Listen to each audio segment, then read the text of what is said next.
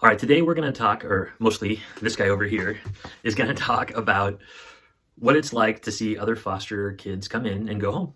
1, 2, 3. Let's go.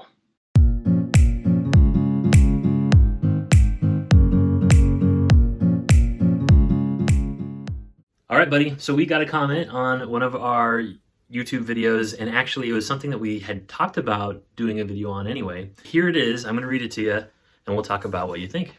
The comment says, how does Robert feel about seeing kids go back to their biological families? Does he feel jealous or depressed seeing other kids go home when he has to stay with you? And has to is in quotes. So it's not like, oh, he has to stay with you. Yeah, but how do you feel when you see other kids go home? I do feel sad because, most of the time, at least, I get to know the kids. But I do have to admit, sometimes I'm just like, finally.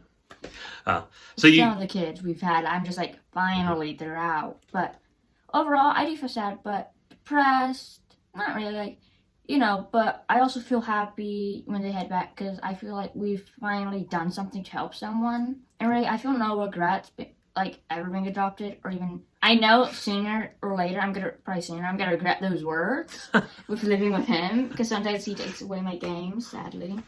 So I know someday I'm gonna say, I don't want to be here, but that's kind of happens once in a while. Right, so what I see, I think we've both either cried or felt like crying when some kids have left, right? Yes, like definitely. we've had a hard time when kids leave, but it's not because kids are going back and Robert doesn't get to. I don't think. No. I think the emotion is, we've really attached to this kid over the last 6 months or the last year or however long, and now we might not get to hear from them or see them ever again. Mm-hmm. Like sometimes kids just disappear, and that's really hard when they basically lived as your son or your brother for a year. That's really tough. And that's one thing that would be cool if it changed in the system, if there was something where foster parents, foster families had a natural check-in with the biological family after the kid goes back after 3 months, 6 months, however long. That would be cool if that were worked in somewhere. I know biological families probably wouldn't like that because they want to forget everything that happened, but really I think it would be good for the people involved. Now you look upset and angry. Are you upset and angry that we're talking about this? No, I'm just thinking over all of the kids we've had. Yeah. We've had, not our shortest, but one of the ones, I forget his name now, who was the little shortest out of all of them. We can't say names on this anyway. Yeah. He wasn't here for long, but, I got to kind of know him more than others. So, and even though sometimes, I mostly didn't see him a lot because he kept himself in his room. And I think he's our last placement.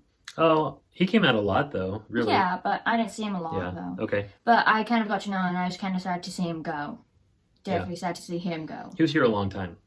Mm-hmm. It was one of the longest placements we had. Right? Yeah, I think so. It's one of the longer ones we've had. So that's hard when kids go when they've been there for a while. That is hard. Now, what I see, so we're talking about your internal emotions and feelings about you coming into foster care. And one of the things that I see... Sorry. You need to wake up. It's like, it is 12:06. You need to wake up.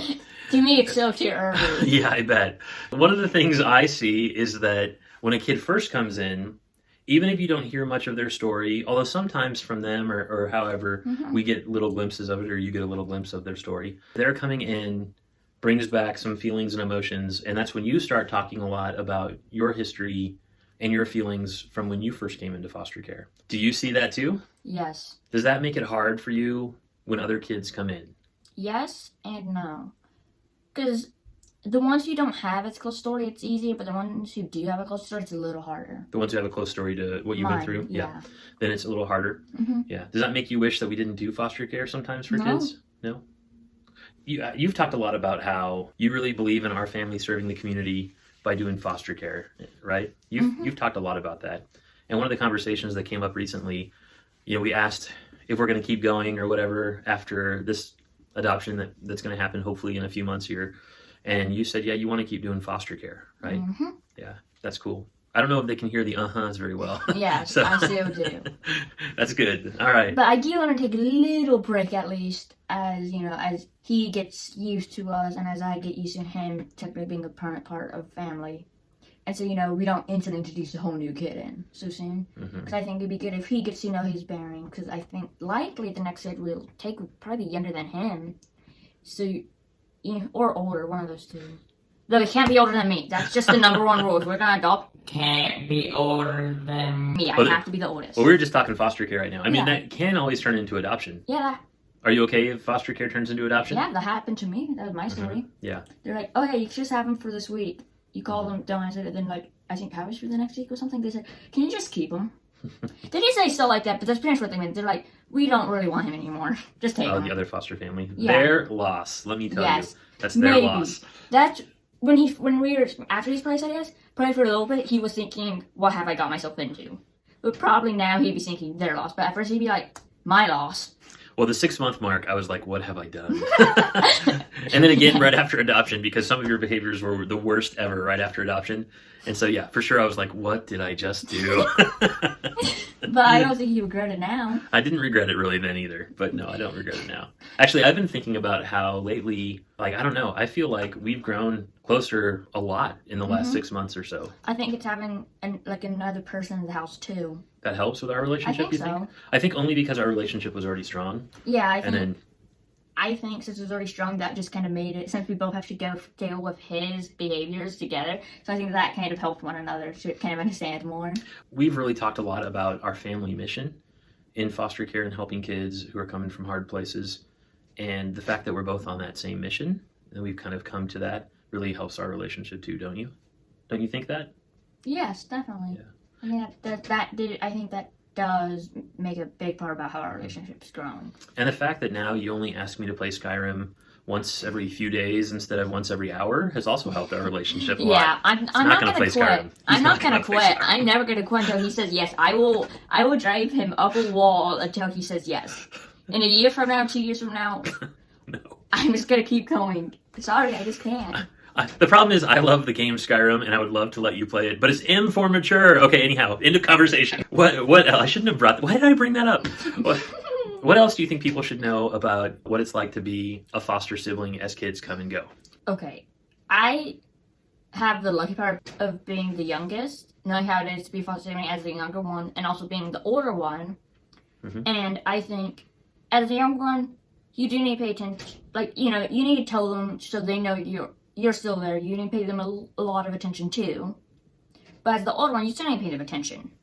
But I think you don't need to pay them as much as if you had a younger foster. If you had 2 kids and one was younger. Or you don't have to pay who attention. No, you still have to pay all of them Oh. attention. I'm just saying the older one doesn't need as much as the younger. And so when you see other kids come in, it's actually a little hard maybe sometimes that Yeah. they get a lot more attention than you. Yes, But it then is. when older kids come in, they don't get as much attention as you. That is, yes, I think that's true. And I think that's good. But at first, when a kid comes in, like that first month especially, that's a good thing to talk about. The first month a foster kid comes in, they always require a lot of attention, Definitely. right? Is that hard for you that first month, realizing that a lot of my time goes towards this other child as we're adjusting to them being in our family? Not really. Like we've had foster kids, older foster kids, who have asked me to come and sit in their room until they fall asleep at night. Do you ever get jealous, or do you ever? No, actually, with the older ones, I always think about that reminded me of my old self when I was younger. And I know probably one of you out there is like, why? Why would they want that? That doesn't make sense. They're older. They can handle it. Yes, but if you look, this kid is coming from a very hard place. Even if they're older than I am, they're coming from a hard place, a traumatized place likely. So trauma can do a lot to a person. They can look old, but they could be acting like a 2-year-old. Even if the real age is 16. It doesn't, trauma can do a lot. They say But- that a kid who's been through trauma most of their life before coming into foster care is half of their physical age, emotionally and socially, and it tends to be. This isn't always true, but they tend to be about half. So yeah, we see that a lot with kids that come in. Huh? Yes, and I think it's good if you do that. If you sit next to them, I think it's good Dad does that. What about this? Is so birth order is something that people ask questions about a lot for foster care and foster kids. Do you feel like you said you'd rather be the youngest child, but you've been the youngest about the same amount of time that you've been the oldest now. If we get one more younger child, it'll be even. Do you feel like it really matters that much if kids are older or younger than you? When I used to spend most of my time before I became a foster kid just trying to survive, not trying to socialize like most kids. So my social skills aren't good. I'm just saying that much. I'm ready to admit they aren't perfect. They're getting better, but I feel like I tend to like be better. Like my social skills are more to younger ages than my than my birth age. Oh, so you're saying that you get along better With the younger ones who are kids. younger. Okay. And someday I think when I'm older, I can talk and get to know older kids better, so I get along better with them. But right now my skills aren't there, so I'm still working on it. And I'd rather not have a long-term foster brother who's over me because I'm just like, ugh. I feel like we've had older foster brothers, Yeah. including the one who was here for a long time, who have really taken on that big brother role with you, though. Do you feel that? Yes. Has it been nice to have someone take on a big brother role? Mhm. Yeah, but you would definitely prefer to be the oldest just because you get along better with kids. You play better with kids who are Mhm. your age or even really a little younger, And right? better yet, I get privileges they don't. So that's a win to me. Like that's like just perfect win. So that's nice. I have. Really? Because I was going to let our 11-year-old play Skyrim. Oh yeah, right. He would never do that, knowing Dad. Thank you, Robert. I appreciate this conversation.